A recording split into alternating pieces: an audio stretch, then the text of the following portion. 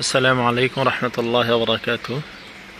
আজ শুক্রবার 21শে ফেব্রুয়ারি। আমি এই মুহূর্তে আছি ফেনী জেলার কোশাম উপজেলার ঐতিহ্যবাহী সুপরিচিত দ্বীনি শিক্ষা প্রতিষ্ঠান, যার প্রতিষ্ঠাতা পরিচালক আল্লামা মুফতি মিজানুর রহমান সাঈদ হাফিজাহুল্লাহ। শাইখ জাকারিয়া ইসলামিক সেন্টারের সম্মানিত প্রতিষ্ঠাতা মুহতামিম।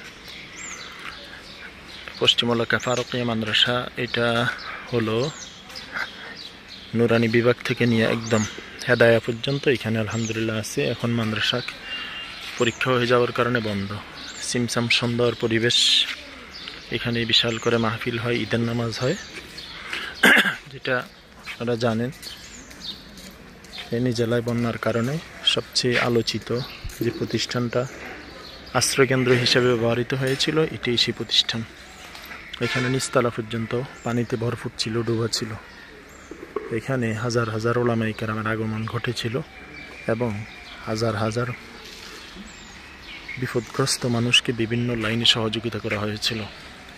আজকে ফারুকিয়া মাদ্রাসায় আসছি বাড়িতে থাকার সুবাদে আলহামদুলিল্লাহ। এটা হলো ফারুকিয়া মসজিদ, দ্বিতলা মসজিদ। এই পাশে কবরস্থান। এটা হলো মাদ্রাসার গেট। সুন্দর চমৎকার পরিবেশ মাশাআল্লাহ। এখানে রবি একটা টাওয়ার আছে মাদ্রাসার।